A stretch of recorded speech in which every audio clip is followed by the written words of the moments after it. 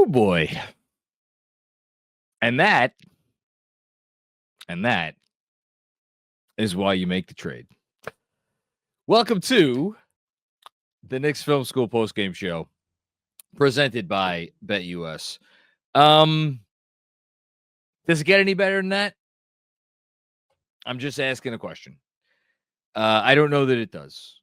If you're a Knicks fan tonight, and you are, it's been it's been probably not the season you expected so far, even though 16-10 is a hell of a lot better than a lot of other teams have done so far this year that had championship aspirations.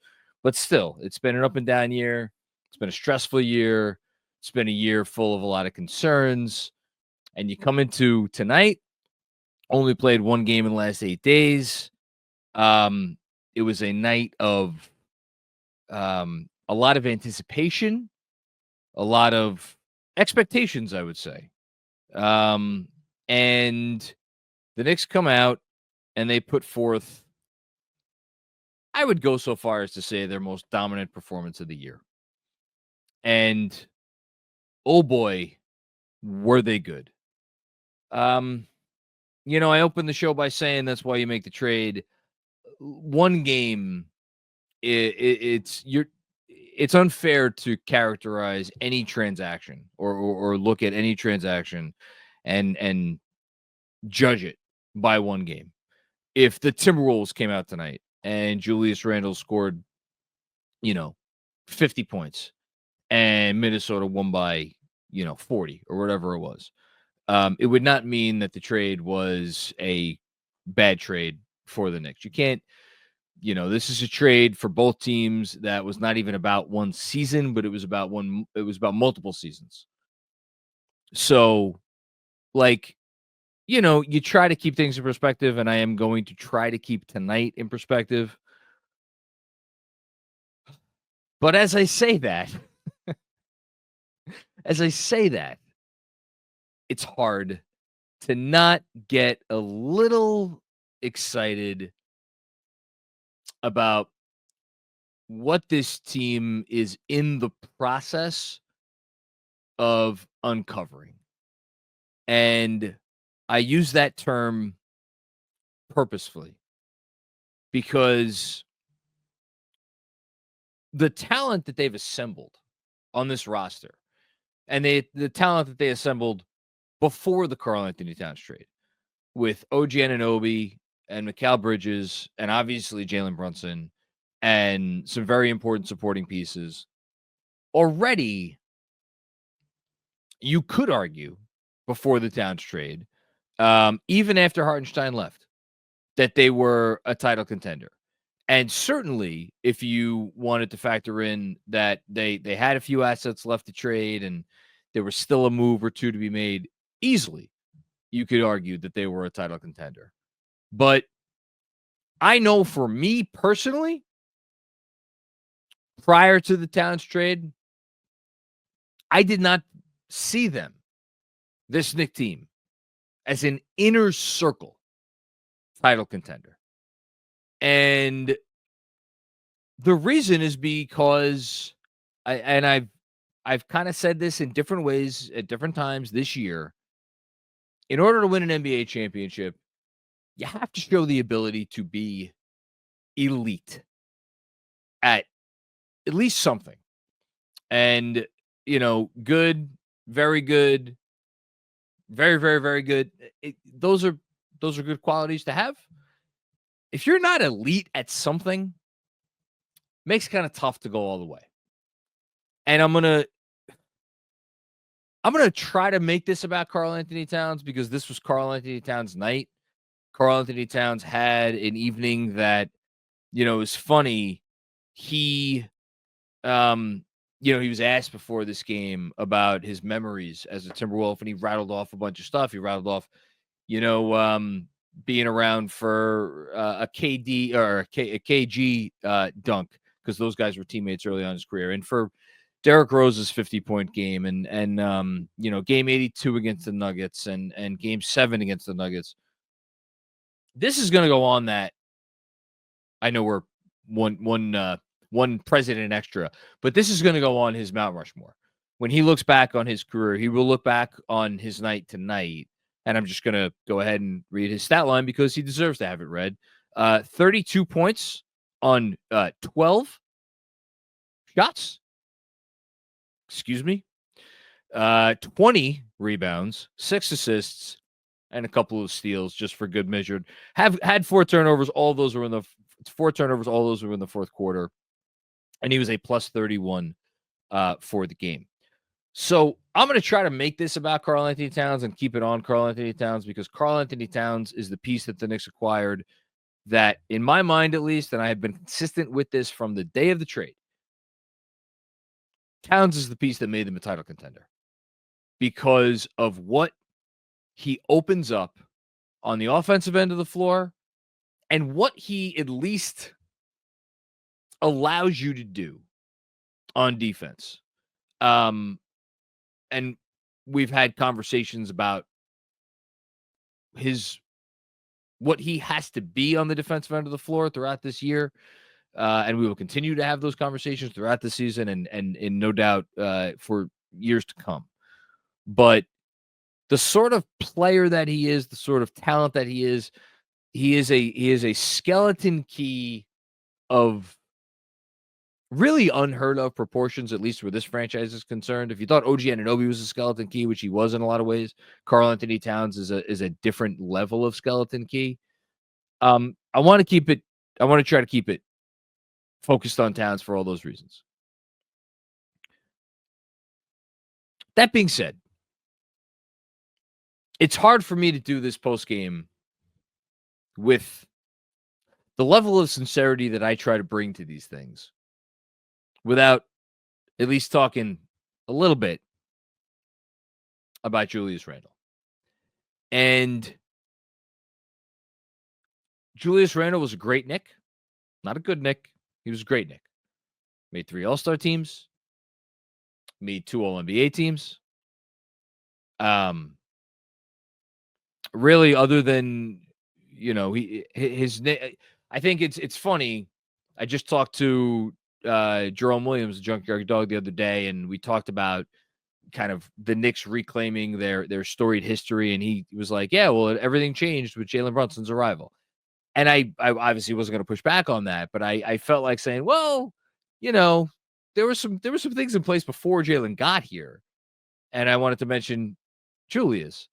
And Julius is right there with Leon Rose, with Tom Thibodeau, in the opinion of some, including the person talking to you right now. But it really was about Julius. And he should go down as one of the top 15 Knicks ever, certainly. I don't know that I could put him much higher than that, but top 15 ever, I think, is an easy inclusion. And yet, as he was absolutely going off in the first quarter, and he was going off, the man was feeling it. There was no part of me, not one single ounce of my personage, that was like, damn, wish we still had that guy. And then the game went on, and eventually the Knicks attained a significant lead. 33-point lead. It maxed out, I think, at 36, but the moment I'm about to talk about came when there was a 33-point lead. And it was in the middle of the third quarter. And Julius was in the post. The Knicks had just scored. Mikal Bridges got wide open on a layup under the basket because Julius had just missed a 3 on the other end of the floor and then didn't bother to get back on defense. Pulled his usual classic of pointing to, I don't know, the usher, I guess. Pick up that guy who's behind me. Just nobody there. And that guy scores. Anyway, they come back down the other end, and the ball works around, and it gets to Julius under the post and into the post. And there are 3 Knicks surrounding Julius Randle. And I went back and I because I had a moment because this game was such a blowout. I had a moment to go back and find the clip because I want to include a screenshot of it in tomorrow's Knicks Film School newsletter. And I was looking for the clip because I was going to make the point that there were 3 Knicks surrounding Julius Randle. And as the 3 Knicks were surrounding Julius Randle, you could hear the entire building, which had been booing for the better part of the last hour before this happened, get to their loudest crescendo that they had reached all night, in which I don't know that were they saying the words pass it, but they were clearly voicing their displeasure about the fact that here was Julius Randle surrounded by 3 Knicks and just holding on to the ball. And the funniest part of it was when I went back and I replayed it to get the screenshot, I saw not 1, not 2, but 3 Timberwolves all pointing to the corner where there was a man wide open. And by the time Julius got the ball to that player, I think it was Jaden McDaniels, the Knicks had figured out the rotations on the play, and it was defended and it missed.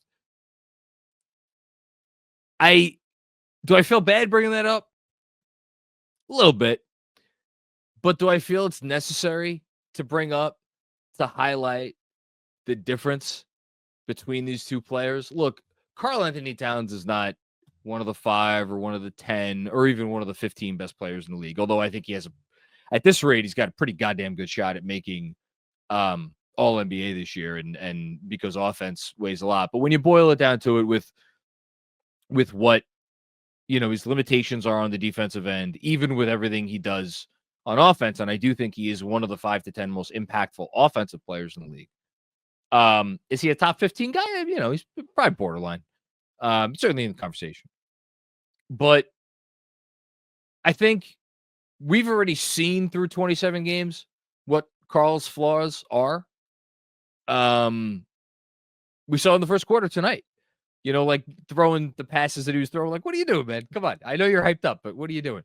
We see that stuff. We see he is not, he's not Rudy Gobert or Mitchell Robinson at the rim, although those numbers and shout out to Dan Devine and shout out to Chris Herring, shout out to Fred Katz. All 3 of them wrote fantastic articles today highlighting a lot of numbers. A couple of those articles highlighted some of the recent rim protection stats from Karl-Anthony Towns that have improved by leaps and bounds since the start of the season. So he's gotten better in that area, but whatever. He has his issues with rim protection, throw the occasional bad pass, might take the occasional bad shot, but I love the fact that we are 27 games into the Karl-Anthony Towns experience, and New York has embraced him with a bear hug, with 2 arms. And I think in the reception that you saw him get tonight in Minnesota, it's not surprising to me that he got that reception. And yeah, I know he was a part of the community, and they played a second tribute video, which I would have loved to get a chance to see, about focus solely on his community outreach. That's how important it was. That's how big of a deal it was. And for anybody who still maybe has not gone and read the John Krasinski piece from right after the trade, where Karl-Anthony Towns went and showed up at his John's daughter's soccer game because he had made a promise sometime. As a person, Karl-Anthony Towns is a 10 out of 10. And I think the city of Minnesota, recognized that tonight. But it was about more than that. It was about what he meant to this franchise on the court and in the locker room and all those sorts of things. And from that perspective, you don't have to ask any questions about Towns. Is he the perfect player? No, he's not the perfect player, but there's 3 perfect players in the NBA at any given time, if that. And what he brings to you and the dynamism and the effort and the care factor and all those sorts of things, man, what a pleasure it has been to watch this guy. And I can't wait to continue to watch him evolve and grow and hopefully lead this franchise to a lot more wins, like he did tonight. Because needless to say, he was the best player on the floor.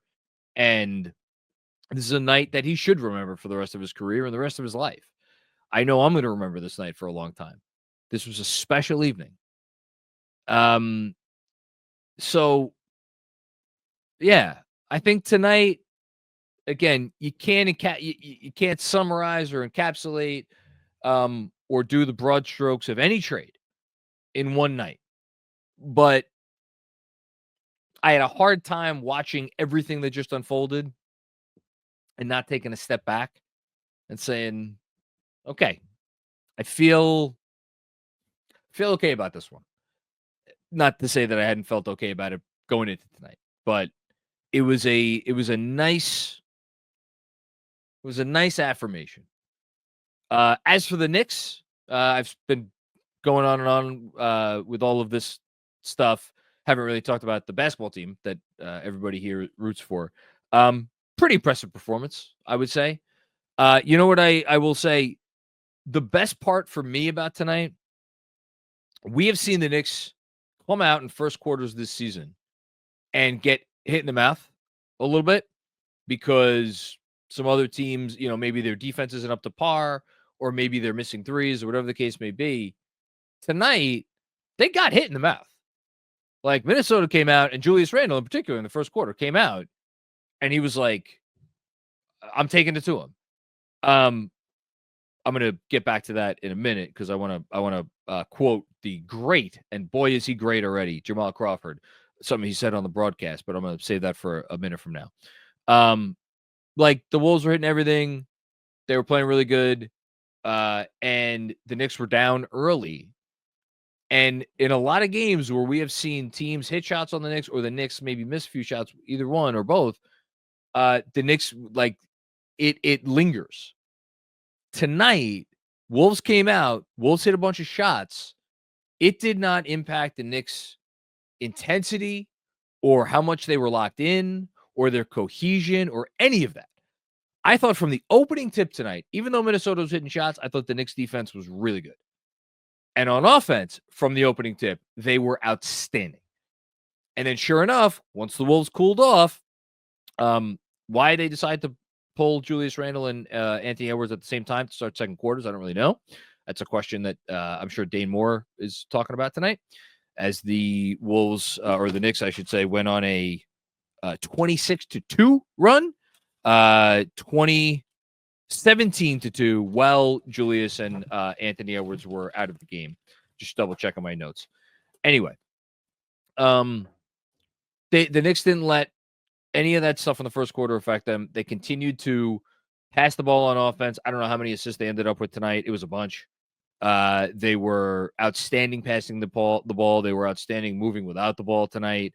Like, I don't know that I've seen, and this team has had some pretty spectacular offensive performances. They had 39 assists tonight. I know they had a game earlier this season where they had 47 assists. I frankly forget what opponent that was, but I know it was an opponent. It was not an opponent that had generated like a 92 or 93 or whatever it was defensive rating against their previous 7 opponents, like the Wolves had coming into tonight. Shout out to Andrew Claudio and Dane Moore on the postgame show, which was exceptional. But yeah, this Wolves team over the last 7 games, 6-1 record coming into tonight. They've been playing a brand of defense that the NBA left behind 20 years ago. And the Knicks tonight came out and got 39 assists on 50 made field goals. That's absurd. But this offense could do absurd things, which gets me back to the whole Towns conversation and the things I've been saying through 26 games of this year. That's why you make this trade, because it allows you to be special in one area that in the NBA these days, at least, where everybody's screaming about, too many threes, this and that. Well, the rules are what the rules are right now. So as long as the rules are what they are right now, you might as well go out there and try to be the best offense you can be. And the Knicks, well, doing a pretty decent job of that. And you saw that tonight against a defense that had not been allowing anything for quite some time. And obviously they were the best defense in the league last year. So exceptional on offense. Thought they were as locked in on defense and moved with as much purpose and togetherness on defense as we've seen all year. It was a 10 out of 10 night. If you're a Knicks fan, it was a 10 out of 10 night. The accolades, I mean, I've been talking about Towns, obviously.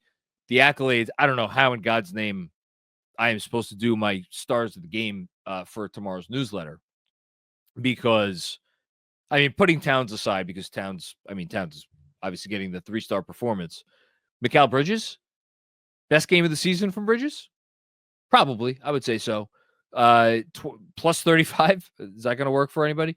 29 points, 6 rebounds, 6 assists, and 12 of 18 from the field, 4 of 8 from 3. Since the 19th game of the season, when he was benched down the stretch against Charlotte, and by the way, he should have been benched, because if he hadn't been benched for Deuce McBride, they might have lost that game. Mikal Bridges has been everything that the Knicks could have asked for, and then some, when they made that trade with Brooklyn. And that just continued tonight. Exceptional night for Mikal Bridges. And then Deuce McBride. His numbers aren't that eye-popping. Did finish with 16 points, 8 assists, 5 rebounds. Ended up playing 29 minutes. I thought McBride changed the game when he came into it in the first quarter, because Precious Achiuwa, and to be very clear, I'm not trying to rag on Precious Achiuwa. I'm not. Precious Achiuwa is a very good player. We were talking about it. Fred and Benji and Andrew were mostly highlighting it in our text chain. Like, the Wolves, it's not even like they were playing off of him. They were pretending he wasn't on the court. And somehow, I think it was at the end of the first half, Achiuwa had played 7 minutes, or however many minutes he had played in a game.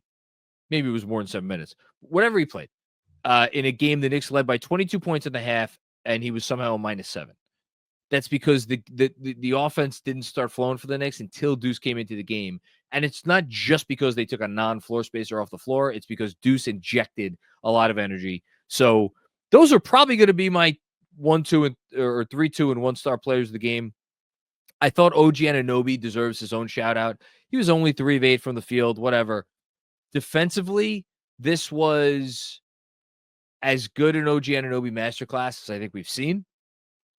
This was one of those games, and you look up, he had 2 steals, 1 block. The numbers, I mean, they other than the plus minus when he was plus 28, plus 28 in 30 minutes, pretty good. So he's the other guy that I wanted to give a shout out. But Campaign was only 3 of 9 from the field. Who cares? He was great.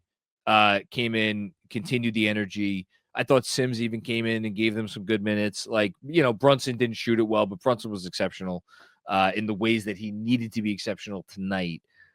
It was the sort of performance that makes you have faith as a Knicks fan that, hey, maybe they did go out and assemble a championship contender with these moves.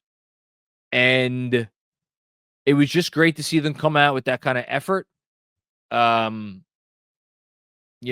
now 2 games removed from the Atlanta debacle. Thought they showed you a lot in the Magic game. And to follow up that Magic game, and specifically the Magic second half with this game, that tells you something, man. That tells you something. So, all right. Before we get to the Super Chats, 2 more things. I know I've been talking for a lot. Number 1, my autograph signature moment of the game. I think I'm going to do... I got a couple contenders here. I think for my autograph signature moment of the game, I'm going to do the last play of the first quarter, where Jalen Brunson and OG Anunoby ganged up for a steal of Julius Randle, finished it off with a fast break 2-point bucket that made the score 33-32, polished off a really nice end of the first quarter for the Knicks, and really set the momentum for what would be the defining stretch of the game, where they obviously went on what wound up being a 26-2 run. And it exemplified how I thought it was their defense that was driving their offense all night long. And so that's going to be my autograph signature moment of the game. Shout out to Autograph. You can, of course, find great stuff from all of your favorite Knick content creators over on Autograph. Download the app, use code KFS.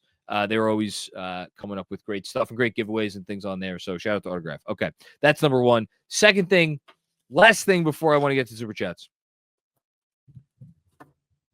Jamal Crawford, I think this was in the fourth quarter, made such a great observation, and this is going to really wrap up what I talked about at the top of the show.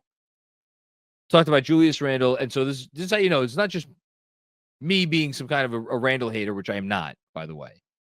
But again, I think it's important. Jamal Crawford, guys, his accolades speak for themselves. This is him saying it. Talked about how Julius Randle and Karl-Anthony Towns came into this game with two different mentalities. And I quote, Julius Randle came into this game to punish the Knicks. Karl-Anthony Towns was about doing what it took to win the game. That is going to be my takeaway moving forward from this night. And it, again, makes me feel pretty darn good about where this team is and where it has the potential to go.